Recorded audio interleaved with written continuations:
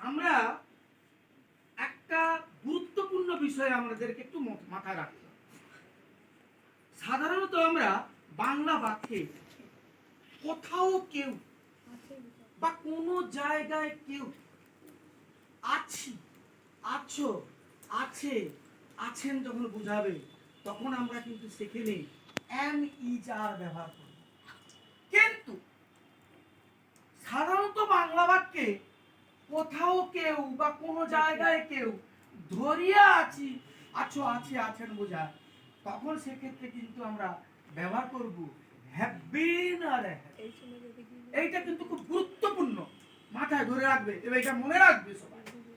একটা উদাহরণ দিয়ে বলি, কি সে এখন কোথায় আছে, সে এখন কোথায়, হোয়ার ইজ হি। কিন্তু ওই কথাটাকে যখন আমি এইভাবে বলবো, এতক্ষণ ধরে সে কোথায় আছে, তখন কিন্তু সেখানে আমরা অ্যামিজারটাকে লাগানো যাবে না। তখন আমরা ব্যবহারটা করব where has he bin for a long time. এতক্ষণ ধরে সে কোথায় বা এতক্ষণ ধরে সে কোথায় আছে। এই পার্থক্যটা আগের ভিডিওতে তোমাদেরকে কিন্তু দেখানো হয়েছে, তোমরা শিখেছো। তো এইটার সম্বন্ধে সূত্র কিন্তু আমি দেব না, কেন এই সূত্র আগের ভিডিওতে আছে, এই জন্য আমি সূত্রটা এখানে দেব না। জাস্ট এটা মাথায় রাখবে তোমরা কি রকম ভাবে, এখন তুমি কোথায় বা এখন তুমি কোথায় আছো, কি তাহলে কি হবে, হোয়ার are you now, where are you নাও, এখন তুমি কোথায় আছো বা এখন তুমি কোথায়। আর এই কথাটাকে যদি আমি ধরিয়ে আসতে বলি, এতক্ষণ ধরে তুমি কোথায় আছো, তখন কিন্তু সেখানে উত্তরটা হবে where have you been, where have you been for a long time, এতক্ষণ ধরে তুমি কোথায় আছো। যদি বলি আমি বাড়িতে আছি, তার ট্রান্সলেটটা কি হচ্ছে, আই এম এট হোম। কিন্তু যদি বলি যে আমি 2 ঘন্টা ধরে বাড়িতে আছি, তখন কিন্তু ওই আই এম কথাটা আসবে না, তখন হবে কি রকম, I have bin at home for 2 hours. এতক্ষণ ধরে অনিল কোথায় আছে, বা যদি বলি শুধু বলি এখন অনিল কোথায়, হোয়ার ইজ অনিল নাও, ওখানে কিন্তু ধরিয়া কথাটা নাই, কিন্তু এখানে থাকবে ধরিয়া কথাটা যদি আমি ব্যবহার করি, যে এতক্ষণ ধরে অনিল কোথায় আছে, তখন কিন্তু ইজ দিলে হবে না, তখন কি দিতে হবে, where has Anil bin for a long time. যদি বলি অনিল 2 ঘন্টা ধরে বাজারে আছে, তাহলে Anil has been at the market for 2 hours. তাহলে এসবের ক্ষেত্রে আমরা প্রশ্নসূচকের বাক্যের গঠনের নিয়ম, সাধারণ বাক্যের গঠনের নিয়ম, প্রশ্নসূচক বাক্য না সূচকের গঠনের নিয়ম, এটা কিন্তু আমি আগের ভিডিওতে পাঠিয়েছি, এই জন্য এখানে কিন্তু আমি আর পাঠাতে চাচ্ছি না, জাস্ট এই কথাটা। আর একটা কথা তোমাদেরকে বলি, যখন দেখবে বাসে উঠছে, তো কন্ডাক্টর টিকিট দিয়ে বলতেছে ভাড়া ভাড়া ভাড়া ভাড়া ভাড়া, তখন তখন তুমি কন্ডাক্টরকে কি বলো, ও দাদা তমলুক যেতে কত, ও দাদা তমলুক যেতে কত, এই কথাটা বলো। তাহলে এইটা এই এই সূত্রটা মনে রাখবে, how long will it take, মানে কতক্ষণ লাগবে, কতক্ষণ লাগবে। তাহলে তমলুক যেতে কতক্ষণ লাগবে, how long will it take, এই তো এটার মানে কতক্ষণ লাগবে, এটার মানে কি কতক্ষণ লাগবে। তো এটা দিয়ে কিন্তু আমরা শত শত বাক্য করতে পারি। তাহলে তমলুক যেতে কতক্ষণ লাগবে যদি বলি, তাহলে উত্তরটা কিরকম লিখবো আমি, how long will eat, take, to go, to Tamluk, Tamluk. রান্না করতে কতক্ষণ সময় লাগবে বলো, একরকম হবে দেখো। How long will it take to cook. এই বইটা পড়তে কতক্ষণ সময় লাগবে? How long will it take to read this book. এটা শিখতে কতক্ষণ সময় লাগবে? How long will it take to learn. How long will it take to learn. এটা লিখতে কতক্ষণ সময় লাগবে? How long will it take to write. তাই এই বাক্যটার সঙ্গে আমরা যুক্ত V1 একটা যোগ করি, তারপর অবজেক্ট অবজেক্ট, ঠিক কিনা?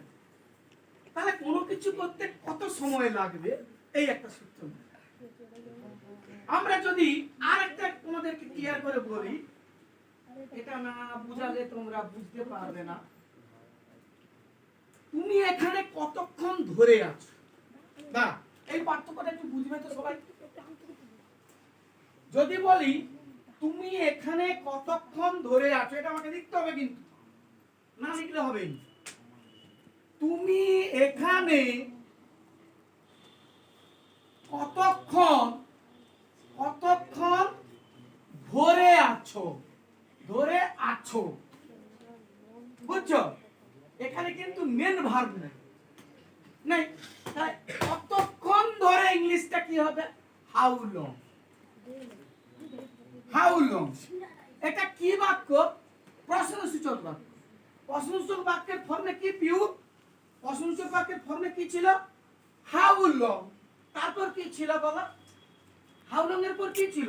Has oblique have. তাহলে তুমি অর্থে কি? হ্যাভ হবে। তাহলে হাউ লং হ্যাভ, তারপর সাবজেক্ট হ্যাভ ইউ, তারপর বিন, তাহলে how long have you been. এবার তাহলে কতক্ষণ ধরে তুমি আছো হয়ে গেল। এখানে ইংরেজি কি? শেষে জিজ্ঞাসা সূচক ছিল।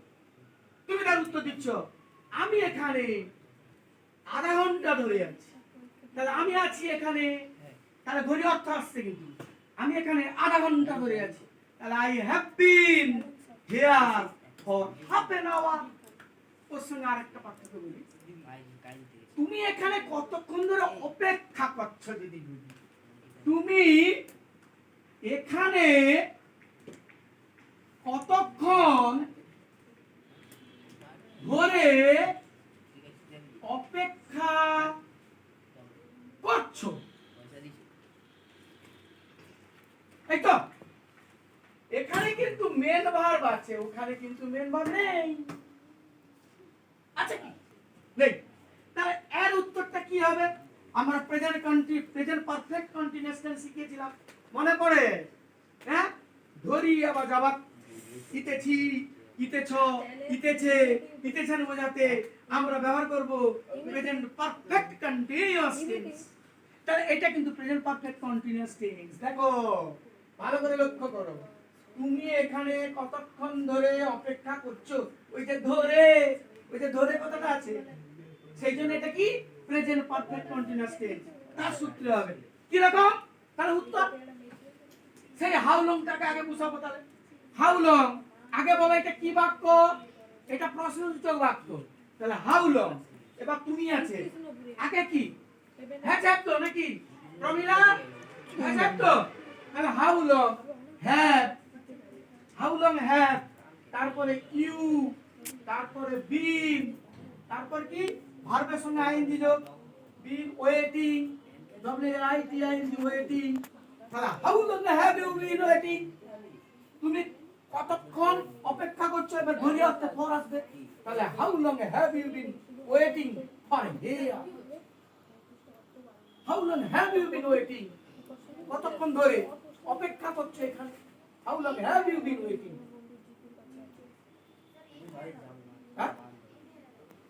হিয়ার, এখানে তো বলছে না। হলো উত্তর, how long have you been waiting. আমরা এখানে ফরটা ব্যবহার করি। ফরটা কেন ব্যবহার করিনি? ফরটা থাকা মানে সময়ের উল্লেখ। তাহলে এখানে তো আমি এই জন্য এখানে আমি ফরটা দেবো না, ফরটা কেন উজ্জ, তাই কি বলবো? How long have you been waiting here? How long have you been waiting here? এখানে ফরটা নেই। ফর থাকতে হলে কি 2 বছর ধরে, 3 বছর ধরে, বা 2 ঘন্টা ধরে, বা আধা ঘন্টা ধরে, তখন থাকলে আমি এখানে ফর ব্যবহার করব। তা না আমি ফর ব্যবহার করব। তাহলে এখানে তুমি কতক্ষণ ধরে অপেক্ষা করছো? How long have you been waiting here? হলো? বুঝতে পারছো? সবাই পাচ্ছ না? বলো আর কি প্রশ্ন? ঠিক আছে।